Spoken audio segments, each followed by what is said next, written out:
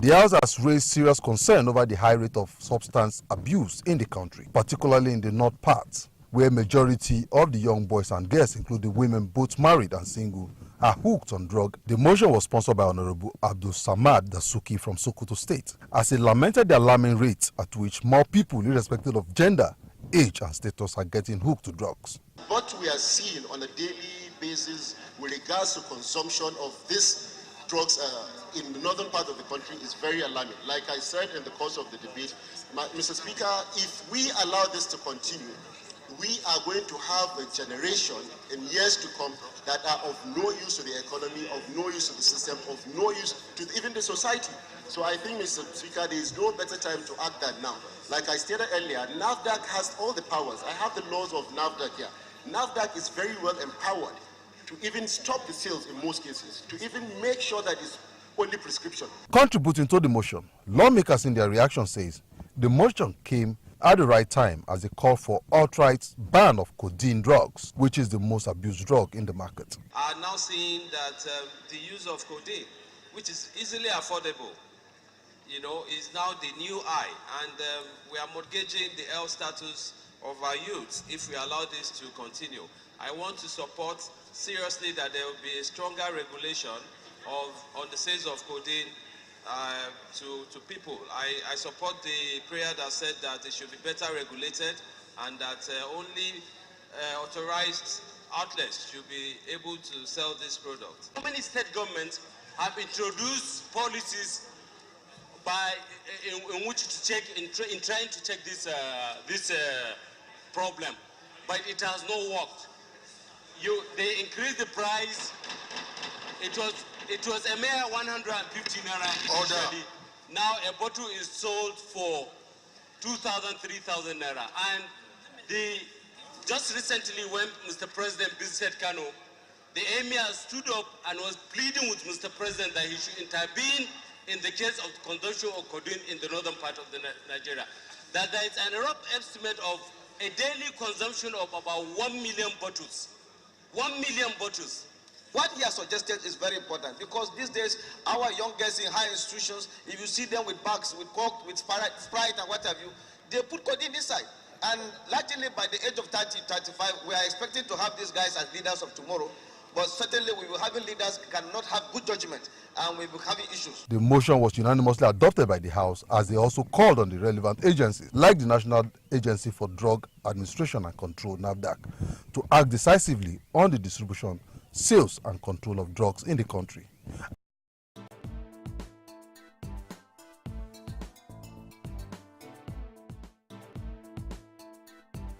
All right, it's war against codeine. Oh boy. The amount being consumed daily is alarming. Let me make welcome to the live studios Isa Aliyu Shatta, who is a public affairs analyst, also when it comes to the financial sector, also a guru when you talk about mobile money banking. He also holds sway. But on today's edition, we'll be looking at specifically what the House of Representatives have called for a very urgent measures to be taken by the federal government, by Nigerians of all descent, of all regions, because this issue is a very big danger. Yes.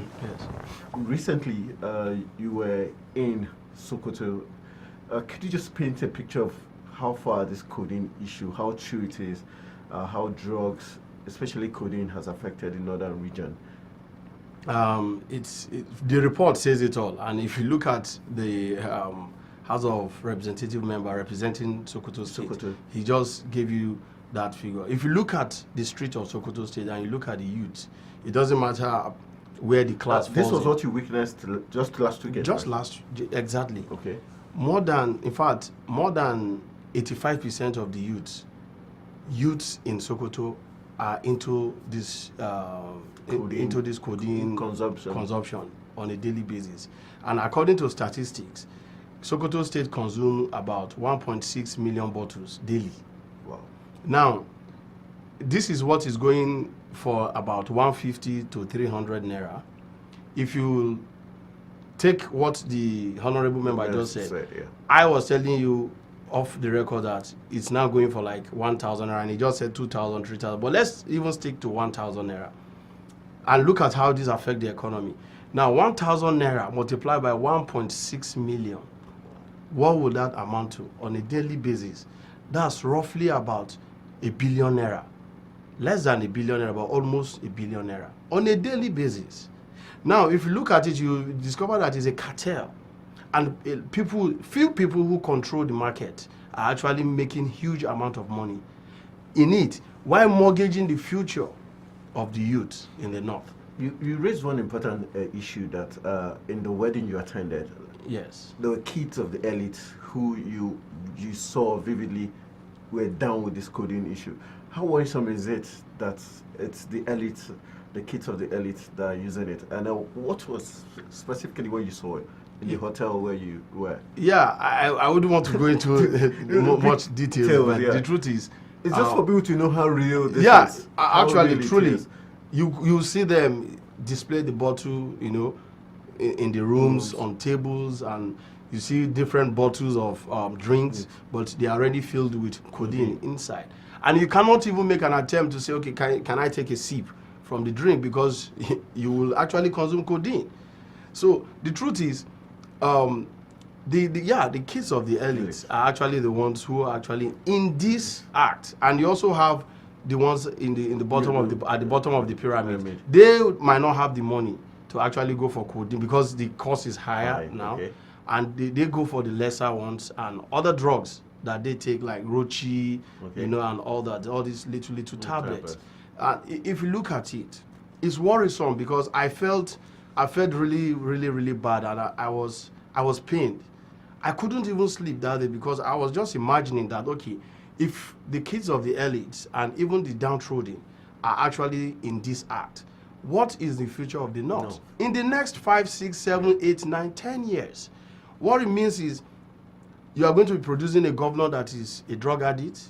And the current emir of Kano said it in one of the programs, recently, that the emir, the district head, directors, minister, most of these people will be drug addicts, because, like Professor Odekunle said one time ago, that look, the crime is perpetrated by the citizen in the society. The society that we live in right now, if you look at the component of those who consume drugs, you see, these are the same people who are going to move up the ladder, who are going to be heading the affairs of this country, who are going to be piloting the economy of this country. And if their future is being mortgaged through drug abuse, I think it's very worrisome. Kano and Jigawa consume about 3.6 million bottles of codeine on a daily basis. Now, if you put that to about 1,000 naira, to that, I don't want to go into 2,000, 3,000, but let's even put it on the average, 1,000 naira. Which obviously is not the case now, because it has increased. It has increased. Because of scarcity. That is billions of naira being actually made by some cartel who are destroy the future. Yes. Of not just the North, but Nigeria. Exactly, because you that have the prescription to actually go and purchase this drug, by the time you get there, they'll tell you that they don't have it. Why? Because they've stocked it in the fridge for sale for their higher bidders, and they have the customers. It's a network, married women, our youths, most especially ladies. How worrisome is it that younger ladies fill their bags with codeine in their drinks and married women? Does this give us an idea, probably the psychological or emotional trauma our women folks are going through, and probably deciding to focus on codeine as a way to get out of their misery? I think that's not an excuse, if you ask me, because you know that what you're going into, so why would destroying your life. Women go towards that direction? Yeah, I wouldn't know, because definitely, the religion does not permit you to take alcohol. Okay. And probably they might just see it, okay, this is my own way of getting high. Alcoholic content is not in this particular syrup. The truth is, there's a saying that if you educate a woman, you've educated a society. If married women, our youths, are engaged in this act, you can imagine the kind of kids that they're going to give birth to. Already, biologically or psychologically, the kids are already secondary drug addicts. Because as a drug addict, you cannot even focus to take care of that child. You cannot even bring up that child according to to probably the tenet of the religion, or even to inculcate the societal value into that child. So negligence will come in, and if you look at it, it trickles down. There's going to be a generational gap whereby you see kids not really connecting with their parents. You see kids actually secluded just because their parents are drug addicts. And this affects them health-wise. Then they constitute a menace to the society, because you can imagine a kid who have been sent abroad to school, and he couldn't cope because he's a drug addict, and he returns back home. He becomes useless. And at the end of the day, he will take to crime. That's the truth. He will take to crime and become a menace to the society. So I think there should be a call for an emergency. The emir said it not too long ago, that look, they should actually see this as an emergency. It shouldn't be like a dialogue thing. There should be measures carried out to ensure that you stem this tide, to ensure that you even control the network, the distribution network. Because one, there is definitely a channel, cartons, in fact, trucks of these drugs are being shipped into the north on a daily basis. And you begin to imagine. Speaking from the security point of view, what can the Nigerian police and other relevant security agencies do now to stop it physically in terms of this trucks you're saying moving into the northern region? And also the health facilities, what can they also do in order to help stem this tide in the northern region? I think there should be first regulation. Okay. When there's regulation, one, if you don't come with your prescription, you cannot be given the drug. But that's used to be the norm. The norm. Yes, there should be a level of harsh enforcement. Because of the situation. Because of the situation. If you are caught with, there should be specific numbers of this syrup that you are supposed to be exposed to. Okay. Then if you actually exhaust it in time. But the truth is, we see when you even bring out these measures in the country, the people who actually sell it, they find a way of actually hiding it. Because I told you it's a cartel. They can actually not. They might. You go to their stores and you discover that they don't even have it. You search and discover they don't have it, but they've actually kept it somewhere in their warehouse where they can actually go and even do distribution. They even do door-to-door distribution. That is how bad it is right now. From what you've witnessed in the northern region? Yes. Specifically Sokoto?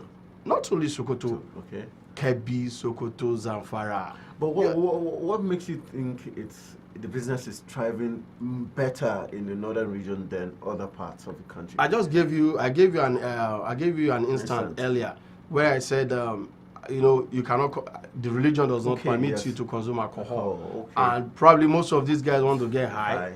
And they feel, okay, if I go the alcohol way, but the truth is, even if you take the syrup and get high, that is a sin.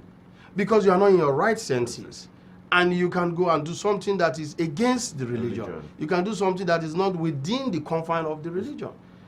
The religion's teachings and all that. So if you are hiding under that guise, then you are deceiving yourself. You have become what we call a hypocrite in the religion itself. How do you think we got to this stage that we didn't nip it on the board earlier on? How come it's now the government is even crying out? How did we get here? Yeah, our institution of socialization will start from the family. The truth is, if I grew up in the north, I'm from the north. Do you understand? Why am I not a drug addict? Yeah. The truth is, your upbringing matters a lot. If your parents neglect what you do, if they don't checkmate you, if they don't constantly watch what you're doing, you will definitely first mix up with bad peer groups. And from there, they can introduce you to this.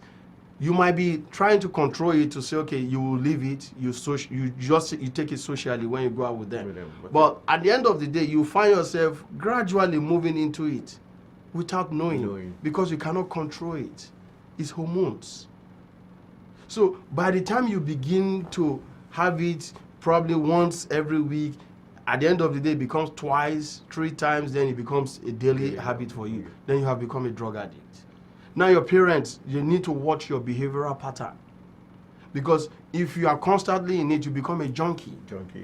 They will be able to, they will see that, okay, fine, there's a trend that is actually happening around you. Because you begin to keep to yourself, you might keep quiet, you don't talk much. It's only when you see your friend, and you see them, they act very slow and sluggishly. So the behavioral pattern is there for you to quickly decipher what they are into. So as a concerned parent, don't just focus about making money, because the money you are making can actually be a source of disaster to you at the end of the day. So when you're making this money, also ensure that you focus that energy you put in making this money in bringing up your kids. Because at the end of the day, they'll become a bad egg to you as a family. They spoil your family name. At the end of the day, it transcends into the society. And what are we talking about now? We're saying the North. Now, what I feel is the Northern elite, the Northern leaders should see this as a disaster. A wake-up challenge. In fact, it is worse than Boko Haram. Can we hold the politicians responsible of course. for this high level of conflict? Of course. The truth is, the emir said it. He said, look, if you don't want me to say the truth, the emir of Kano, let me be specific. Okay, yeah. He said, if you don't want me to tell you the truth, then don't invite me to this kind of forum. We need to tell ourselves the truth. He said, look, the truth is, how many of us have talks in our convoys that are actually into drugs? Yes. How many of us actually use these guys to perpetrate crime during elections and all that? They are even under our payrolls. So he said, look, the reality is he said he will subject himself to be tested. That everybody, all leaders, ministers, directors, PAMSEC, emirs, district, everybody should come out for that litmus test. Come and get tested of drug abuse. So he said it begins with them. When you are clean, when you are clear, then you cannot take the war down. But the truth is, if you don't manage it at the bottom, by the time you get to the top, you cannot control it, because the person is already an addict. Okay, let's focus on looking at schools now. What roles do you think schools can actually help the stage we are right now? Yes, the schools can actually help when they tell you the health implication. Okay. When they inculcate that at the beginning. Okay. You know, they tell you the health. There should be a sketch where, as a normal person that you are, if you go into this kind of act, this is what is going to be your end. You know, when they have that graphic representation where people can see rather than you telling them, then you are drumming it into their ears on a daily basis. Our religious leaders are also stakeholders in the mosques, in the churches. These are things that you are supposed to be preaching. Because if you look at how it comes, the drugs move down south to the north. That is just the truth. And if you want to actually destroy the future of any region, you give them drugs. Look at America, for instance. The whites introduce drugs to where the blacks are. That is much reason why you see that blacks are not competing professionally with the whites. It's a psychological warfare. That's why I said it's an internal war that is bigger than Boko Haram. Because if you look at them, it is either you become a basketballer, you run for them during Olympics, you play football, you play baseball for them, you know, while the whites are actually in charge of the governance, the administrative operations of that country. Same thing in the UK. If you look at, if they want to destroy you, they introduce drug into that society, and that's all. While in the other region, it is controlled. Okay. So, and I feel that we have more of the political elites in the north. What can the elites now do? Do you think they truly appreciate the danger that awaits them, especially if we put into focus 2019 elections and how key they need these boys to be as rascal as possible for them to get their way? Do you think this fight can be done before 2019, or it's going to be best fought after 2019? The truth is, let's not politicize the future of anybody just because you want you are aspiring for a position in office. But we know these leaders have shown over time they don't really care about us until they get what they want. What can the people do in return? Especially like you posited that families are very key to fighting this war. Yes. What would you be urging the northern families, especially because we know how much they reverence these political leaders, the imams and all that.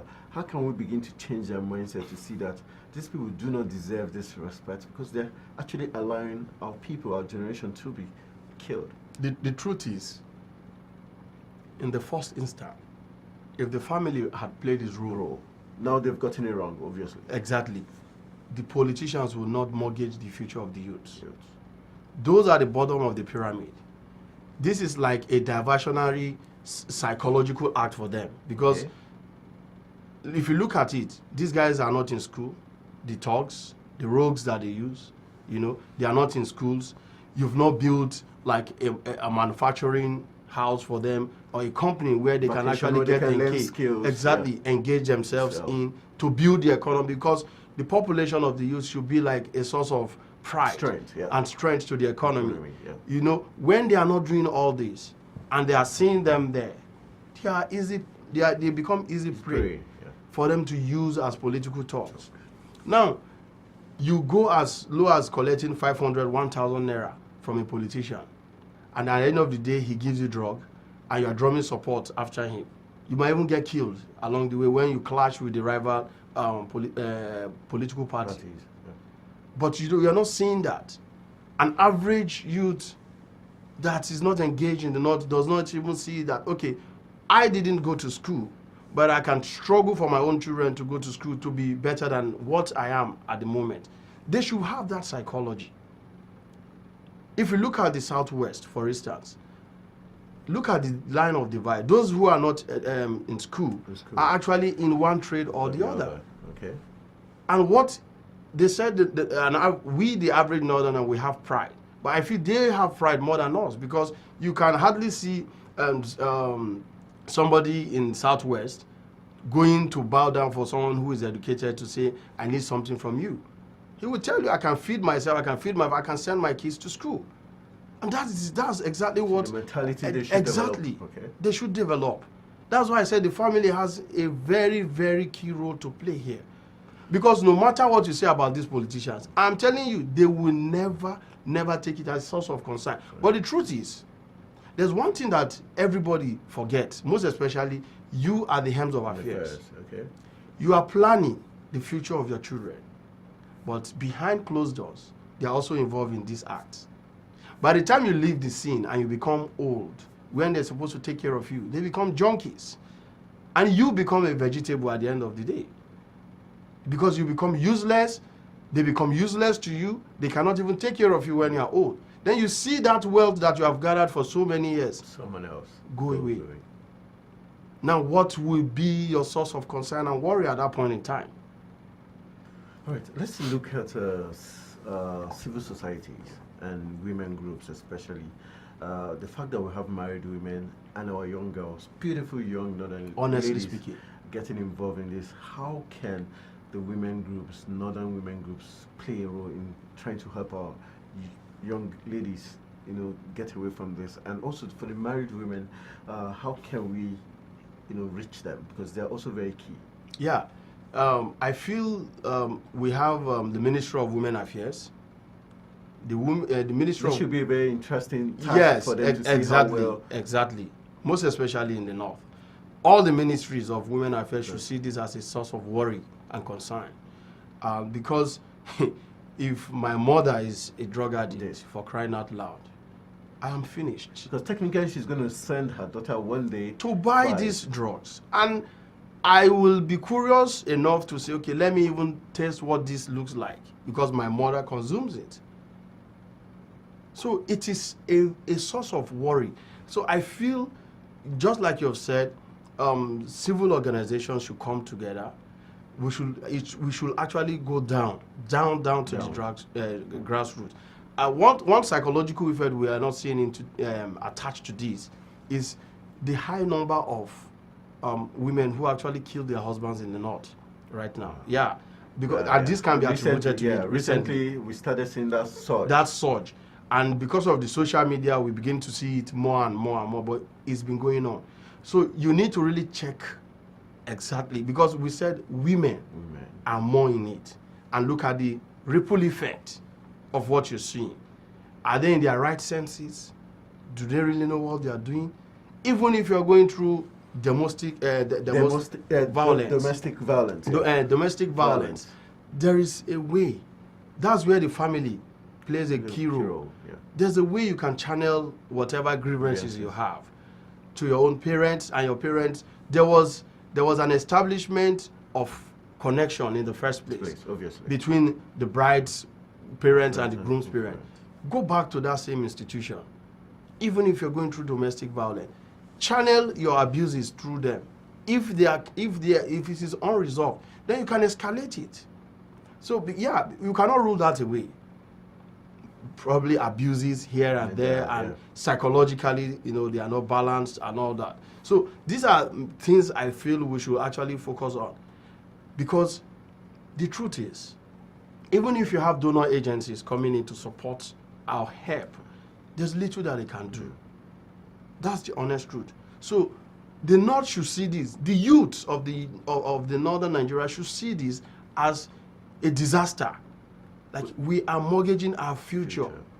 You don't know what the next generation will look like. It's painful. It's worrisome. I'm pained, because if it is just you and I that are left that are sane in the society, it's just like a saying that says, if every man's food is one man's poison, something is wrong with that man.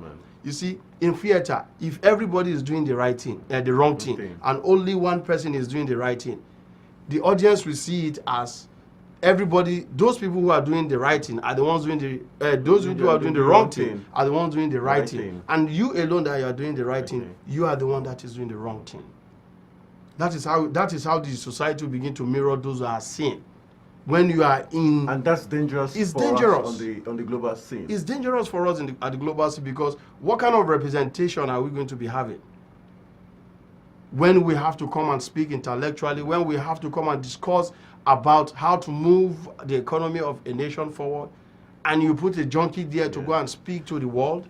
Could that also mean more trouble for us as a nation? Because at the point, if it's discovered that certain people from this region are not just getting it right, like you said, maybe turn out become junkies, it means that the nation is left with the option of only picking minds from a region, and before you know it, people are going to play up the sentiment to say it's been selective.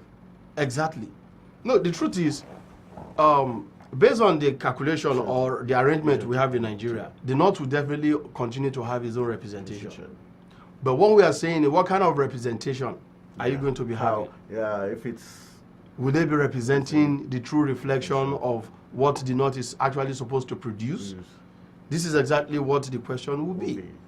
And at the end of the day, it might just be garbage in, garbage out. Because the young man will just go and sit there, and he will basically be useless. You cannot contribute at the national level. Then at the end of the day, you can also look back to even help your people. Because if I'm a leader today in the North, what I'll be looking at first is creating rehabilitation centers.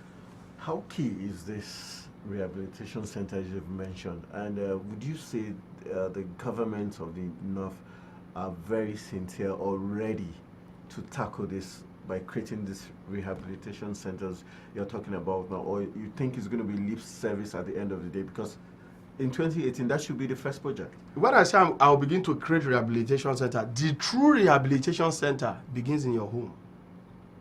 That is the truth. Because if you build thousands of rehabilitation centers, a lot of people are living in denial. Okay, that's another strong factor. Yes, most parents know that, yes, my kid is involved in this, but he just shy away. That's denial. You are denying that fact. But you need to have that courage to be able to look straight and tell yourself the truth. Because the greatest lie you can actually give to anybody is when you lie to yourself. That is the worst lie. Because now you're lying to yourself. You lie to people, but you're lying to yourself. So you are living, a lot of parents are living in denial. Probably they come to tell them, do you know your kid? No, my kid can't. She will never be involved in that kind of mess. I don't think so.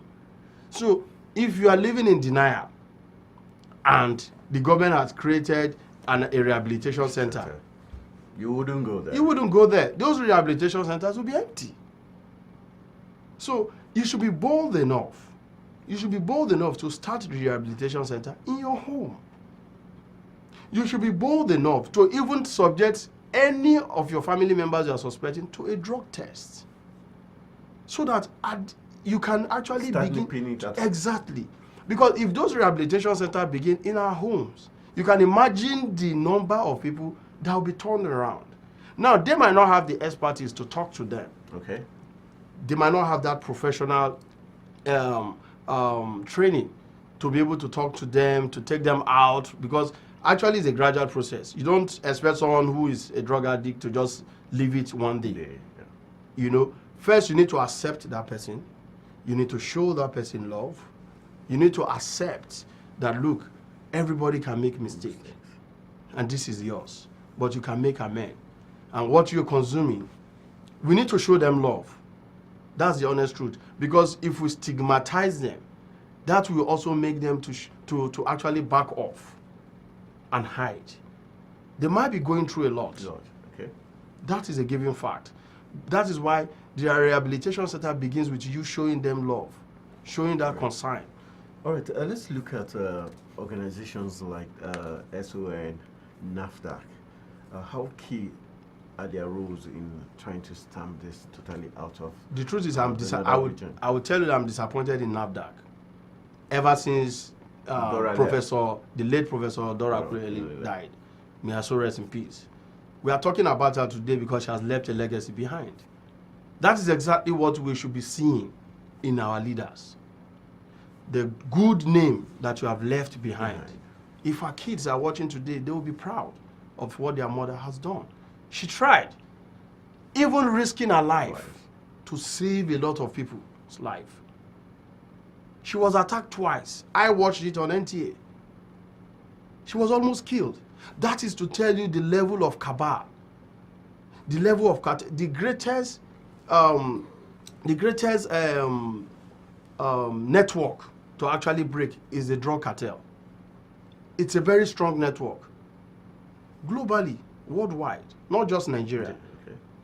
Because I just read out the numbers to you. 1.6. If you were in that kind of business, for crying out loud, you are buying a product for 100 naira or 200 naira, you are selling as high as 1,000 naira, and you have constant daily consumption of 3.6 million naira between two states. On a bad day. Thank you. On a bad day. How much billions are you making on a daily basis? Just calculate it. How much billions are you making? Would you want that kind of business to fall? You will fight back. You will definitely fight back. If they hear somebody like me talking, my life can also be at risk. Yeah. That's the truth. Because you're trying to stop their business. But the truth is, at the detriment of people's life, because some people might even lose their life at the end of the day. How serious should, with how sad, how dangerous this trend is going, what would be your recommendations to the federal government as a way of enforcing this specific northern states to take action, whether they like it or not, just to ensure that we curb as much as we can, damage control, so to say? I want to see a collaboration between, first, the Ministry of Health, Internal Affairs. I want to see a collaboration with different parastatals, Customs, very key here, Customs, the police. There should be a special task force set up, apart from NDLEA, a special presidential task force set up and an agency created under it that will move to go and enforce most of all these laws that are there. But just like the emir said, he said, the laws are there, but nobody to implement them. We don't have that will power to implement those laws. The laws are there. Talking about the willpower, and also talking about the security agencies, which is very key. Most times, just on the 24th night while I was going home, The policeman that stopped me on the way he was talking, you could see he was already gone. He was basically just nodding and speaking to himself and expecting me to hear what he was saying. All I could hear was, so is how dangerous is it that even our security forces, especially the Nigerian police, those are the lower ranks, consistently you find them on the high. And these same people bear arms. Do you know, each time I come to a halt where I see a police officer with rifle, and practically I know he's drunk, I just begin to laugh and play with him. I don't want to get him provoked before they say that he had an accidental discharge. That is the honest truth. This is exactly what is constantly going on a daily basis. And I can tell you that in the next 5-10 years, we will still discuss this. But how sad is it that the Nigerian police even would not want to admit such things occur? Instead, they, try to come with a defense. Like I said earlier, when I was talking about the parents of those who are into drugs, denial. That is the greatest mistake we make in this country. We tend to deny everything. Everything. That is the truth. It's painful. It's worrisome. We deny everything. We just pretend as if all these things don't exist. But they are there. We see it on a daily basis. They know. The rank and file of the Nigerian police, the most seniors, they know that this exists. In fact, there was a time I was in a vehicle with a senior police officer, and we went to a halt. These guys the mopos were drunk. He said he cannot afford to even identify himself because they might kill him. That is how worrisome it is. A very senior police officer. He just, my friend, oh boy, these people hold rifle. You just need to follow them small. Oh, really sad. That is how sad it is. Wow. Okay, let's just, as we wrap up this discourse, let's just look at on the surface what we can actually do, what your call will be on the media to, as a way of putting this up, pushing this campaign of stopping illegal consumption of codeine. Some people have said, aside the media being on it, probably you should make it, maybe make it free, or if it's the other arms of drugs, make it legal so that you can actually be able to take stock of people coming to take it. Do you think that ideology could work in such trend we're witnessing right now? So that people could come in, you can now have even easy access to them and talk them out of it, rather than making it illegal and people will be shy to come out. Okay, the drug itself is not illegal. No.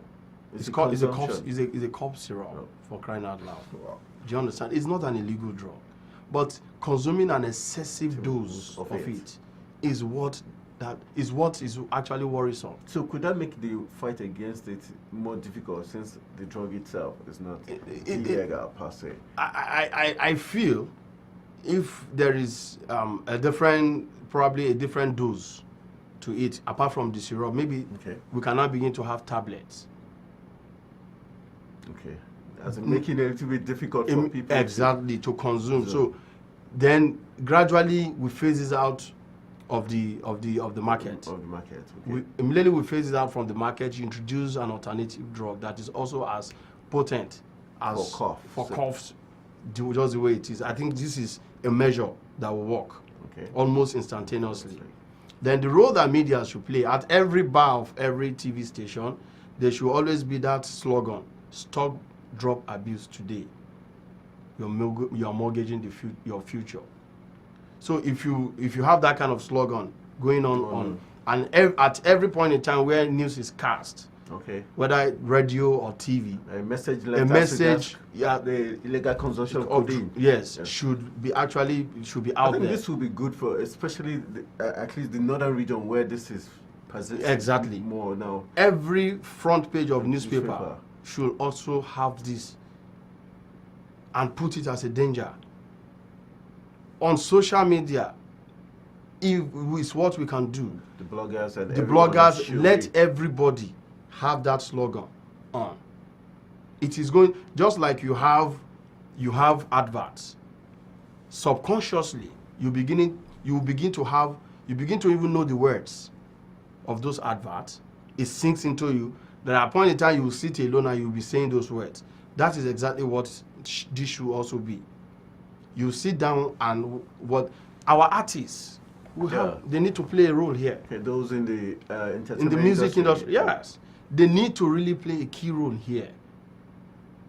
There should be a national song against drug abuse. The Hausa movies should also go that direction. Exactly. We should even have a movie, because if they take just one story out of millions of someone who it has ruined the life, it's going to sell, and I can guarantee you that movie is going to get an award. So these are what our movie practitioners should be looking at. Look into the society. Yeah. Take something that has a negative effect, because you are impacting into the society. Let's stop displaying materialism, sexualism and all this. Let's begin to look at how we can inculcate values into the society, because what you are portraying is a miniature of what Nigeria portrays. So it's a reflection. It's like a mirror. It's a reflection of what is happening in the society. So I feel that all these entertainment hub should come together and begin to drum the support, most especially against drug abuse. All right, well said. I think before we just wrap up, let's just look at a little bit. We spoke behind camera a little bit about the $1 billion SS crude account that was voted for security and other challenges in the country. For you, just a short summary, what's your take on that particular vote? And the fact that the state governors agreed without so much pressure to do that, and they wouldn't do something like that for probably like the drug abuse we're having in the northern region and other vital things like for health sector. They cannot agree in one swoop and vote 1 billion or even more money for such very critical things, but they could vote it for that. Do you see anything sinister in that move? As long as those monies are not actually given to those governors, if they support it, fine. As long as those money are not given to any state government, so this is your security vote, I don't have any problem with it. What I have problem with now is I have a problem with the public relation officers of this administration. Okay, why? Without any bias. Prior to their coming into this administration, all level of channels of communication was engaged to engage the ordinary man in Nigeria. Communication was as close as you can think. Channeling their thoughts, their dreams and visions, their manifesto to Nigeria. Then when it comes to explaining what you are doing when you have gotten these votes, it becomes a problem. So communication is actually one of the key aspects that I see. Due respect to the spokespersons, the special advisors, spokesperson to the president, and the Minister of Information. But the truth is, communication does not trickle down. If you come out and tell Nigerians that $1 billion is being voted first for the reconstruction of the Northeast, it's part of security. Yes. The reconstruction of the Northeast, resettling the IDPs, you understand?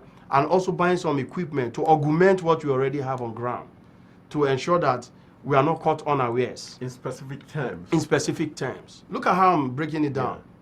Yeah. And you come out to say, okay, we are also extending this money to other regions of the country, like the pirates in South. Thank you. You understand? The kidnappers in the street, on our roads in the South, armed robbery and all that. You are dedicating this fund to ensure that there is a concrete national security. If you call it a national security vote, nobody will criticize it. But when you come out and say that you want to use it to purchase weaponry, Do you think that probably they just underestimate the mindset of Nigerians, the electorate, and because they've gotten away with a lot of criminal policies, they still believe they can just drop anything for them? No, I feel whoever is in, that's why I said I have a problem with the public relation officer of this administration, because the administration is doing much more, but we don't know a lot. That's the truth. They don't pass that information across. Now, the opposition party has said, fine, you said you have technically defeated Boko Haram. If you have technically defeated Boko Haram, why do you need $1 billion to fight Boko Haram? You see, that's the reason why I made my initial explanation. And the fact that the government came out days later after that, that point of view, to now say no, did that show us that honestly this money is going to be squandered, because it means it wasn't thought thoroughly through and through, and so because if it was thoroughly thought out and they knew specifically, like you mentioned, how you separated the different regions, then it shouldn't have been problem passing out the right message. You see, I gave it a coinage: national security vote. With different regions specifying the needs, the security needs. The security needs. If you had come out to do a press conference on this, nobody will criticize it. They will be critiquing. If that need for their area is what they really Yes. People will not be criticizing, they'll be critiquing. I know when you are critiquing, it's different. You are technically and tactically analyzing the blueprint of what has been stated out. And then the government can actually gain from some of Exactly. So that's why I said the public relation officers of this administration have a problem. Do you think their problem is more of trying to satisfy their principal rather than actually getting the job done like it should be done? I don't think so. I respect the president a lot, and that's why when a lot of people were coming out to say this is campaign money, this is election, I said no. The person at the helms of affairs, as we know him, will never ascribe to this. That was the reason why I told you, I said, as long as the money is not being shared to governors, I don't have a problem with it. Okay. But in clear terms, explain to Nigerians. Nigerians are very intelligent people, no matter how you see it, whether educated, semi-literate, or even illiterate. We are very smart and educated people. Naturally. So when you come out and do your explanation, the common man on the street will connect with whatever you're trying to say. Now look at what you're trying to do. When people came out to attack the slogan you gave, the $1 billion, you came out and started making it. That is, you're adding insult to injury. So that's damage control. We are not fools. All right, we'll save that topic for, but let's just wrap up. What would be your advice to the northern youths? I don't mind even if you have to say it in Hausa, that would be awesome. But afterwards, you just wrap it up with Christmas greetings and New Year greetings to your families and those watching. Yeah, the truth is I wouldn't want to speak Hausa. I don't want to be biased. No, we're focusing on the northern region because that's where but the truth is, the calamity mun san duk wanda yake shan codeine, ya san codeine din nan fa zai kashe shi wata rana. Saboda haka, do Allah da Annabi, idan ka san kana yin wani abun ka daina. Duk wanda yake baka abun na baya son ka, kuma baya son kowa da yake sakaninka, you become a vegetable to yourself and to the society.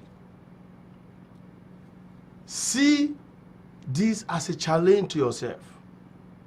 If I don't love you, I will not talk about it. Definitely. I will sit down and laugh about it.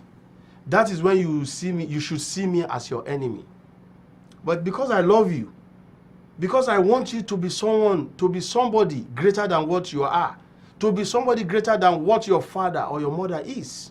That is the reason why I'm passionate about this. And even saying it in Hausa that please, because of God, stop this act. All right, if you heard it, for the women, you could say, Naji, Taji, Dukan Zinji. So, well delivered. We're actually calling on Nigerians and the relevant authorities to do more to stop the illegal consumption of codeine in the northern region. We don't need our northern brothers to be useless to the society and the nation at large. We need to protect every facet, every citizen of this great country. We are best together. We are best. Remember, when the Super Eagles play, you're happy when Ahmed Musa comes from the right. He's from the northern region, but when he's on the flanks, oh boy, you love him. Remember Tijani Babangida, very short but very fast. And I remember Gabalawa, very utility Daniel player. Amokachi. Daniel Amokachi were all awesome from different parts of the country. And so we can only remain that way if we stay united, if we ensure that the north, the south, the east, the west are all good. And let's kick out codeine. For those selling it, trying to destroy us because of the money they are making, we can assure you one thing: the long arm of the law is going to catch up with you and put you behind bars where you belong. Do not destroy our great country. I'd like you to say Merry Christmas and Happy New Year to the viewers at home. Yeah, and those watching. Yeah, I wish everyone Merry Christmas.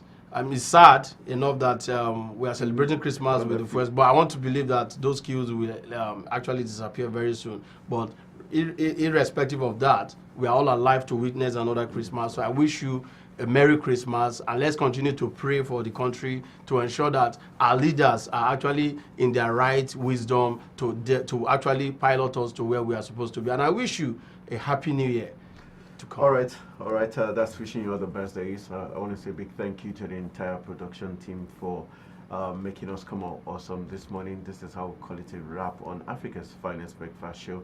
It's been awesome talking with Issa Ali Shatta, who is a public affairs analyst and also holds sway in the money sector, talking about mobile money. He's king out there.